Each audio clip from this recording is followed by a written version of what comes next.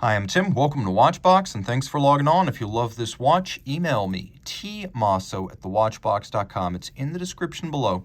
Your purchase and pricing email question line for buying this or any watch you see on any Watchbox platform. Reach out to me for pricing, tmosso@thewatchbox.com. Today, we are discussing the Girard-Perregaux Laureato 42 in grade 5 titanium and rose gold. It's part of the GP Laureato 42 line, launched in 2017, and it is the latest in a line dating back to the mid-70s when the original Laureato debuted in the era of tonneau cases, integrated bracelets, and lug profiles. It was very much of the era, but unlike the original, this one is mechanical. So it's 42 millimeters in diameter, it's 11.2 millimeters thick, and two ways to measure the case. You can see from lug to lug, that is case edge to case edge, it's 49.2 millimeters. But if we take this little rose gold end link on each side and we measure, the total distance across the wrist is a beefier 52 millimeters. Now we're going to throw the watch on my wrist, which is 16 centimeters in circumference. And you can see the watch is quite flat. It'll easily slide underneath the dress cuffs, no issues there. But it's also quite broad. 15 centimeters, I think your wrist could still wear this, but again, 16 centimeters is my wrist, and I'm sort of approaching the limit, as this watch is incredibly broad. You don't want to get much smaller than this to wear the watch well with a handsome sense of proportion. So here's your down the barrel shot, here's your cuff shot once more, and then here's the telling over the top shot.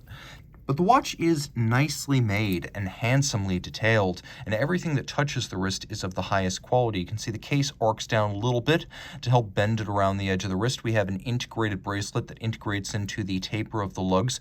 You can tell this is grade 5 tie because we have this polished bevel on the case flank and then across the shoulders of the links. The grade 2 stuff can't be polished. The grade 5 stuff can, and the grade 5 is better because it's much harder than steel even. We have center links in rose gold, and if you look, there is a longitudinal satin finish on the flank. We have that transitional polished bevel, and then we have a transverse satination across the primary links. Take a quick look. Removable links are fixed in place by screws. We have an irregularly sized intermediate link on each side. So if you're a little bit between sizes with these primary links, this intermediate size can be removed or added back to help find the correct fit for you. We have a polished internals type of double deployant clasp, so it's polished internally. It is a double fold twin trigger clasp. It is a sequential close. One side closes before the other. The twin triggers ensure that once you close the two sides, they're locked together and they're not going to open again until you press the triggers. And that's important on a sports watch, which may see use during vigorous activity. Now, the case band is simple with integrated lug profiles. This is a tonneau type case, characteristic of what you would have seen in the 70s. It is thin though. Take a quick look. You can see there's that same transverse satination on the case top that you find on the primary links of the bracelet. And then we have a longitudinal satination on the flank. There's that bevel that runs from side to side. We have a faceted polygonal bezel, and if you take a quick look, you can see that same faceted form is present on the crown. This bezel is a design icon of Girard-Perregaux. We'll see some more as we go on, but take a quick look at the contrast. We have circular satin finish across the top, and this octagonal form is polished on its sides, and it has a circular base that's also polished, adding a nice depth effect to the top of the watch. But you have that contrast between the circle and the octagon, and then the polish and the satin. On the dial side, we have a lovely metallic blue pyramid, a special hobnail that includes little faceted pyramids, and you can see the effect that directional light has on it. One side of the hobnail will turn dark, the other will be brightly lit. We have rose gold hands, logo, and applique indices. We'll do a quick loom shot here so you get a sense of the watch in the dark. It is easy to read in the dark. Now, the metallic blue dial has a track outboard, a satinated track, reading seconds and minutes. And then we have a blue date disc on a blue dial. A lot of brands don't do that right. They make a mistake there and they wind up giving it some sort of black or silver disc for every dial color. Here it is blue on blue, and you can see it has a wonderful little Open 9, Open 6 font. There is a quick set system that you can use for rapidly cycling the date. Of course, that is a serif heavy font. We have a stop seconds function, so you can set the watch precisely to a reference time. Note that the counterweight to the seconds hand looks like one half of a Girard-Perregaux golden bridge, so a lot of little nods to the company's design heritage in the crown as well as the counterweight to the seconds hand.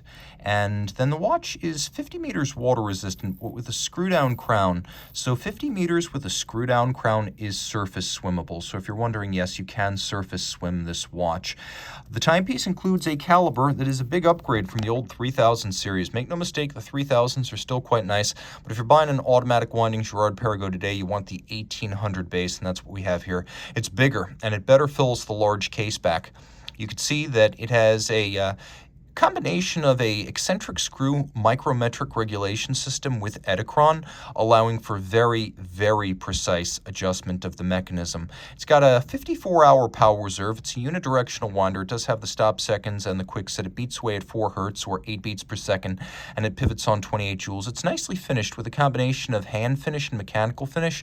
The most impressive aspect of it is the truly mirrored bevels. You can see on the edge of the rotor as well as the edge of the bridges. They appear to have been finished by hand, as opposed to a lot of watches in this price range, including from Audemars Piguet at higher price points. There are a lot of competitors that just machine finish bevels, and while these are undoubtedly started by mechanical means, they are beautifully hand finished. You can see just how broad and mirrored they are. We have satination on the wheels. We also have a lovely solarization on the barrel itself. You can see the barrel with an elaborate bridge, and then the ratchet wheel on top of it has been polished. We have black polished screw heads, engine turning on the base plate, a circular Cote de Genève on the rotor, and then linear Cote de Genève across the bridge. Really nice work on the bridges as well as the base plate. This is a gorgeous watch inside and out. Heck of a lot more affordable than a Royal Oak, a Nautilus, or even an Overseas at this point, and frankly, just as much watch for your money. So, reach out to Team Mosso at thewatchbox.com for purchase and pricing details.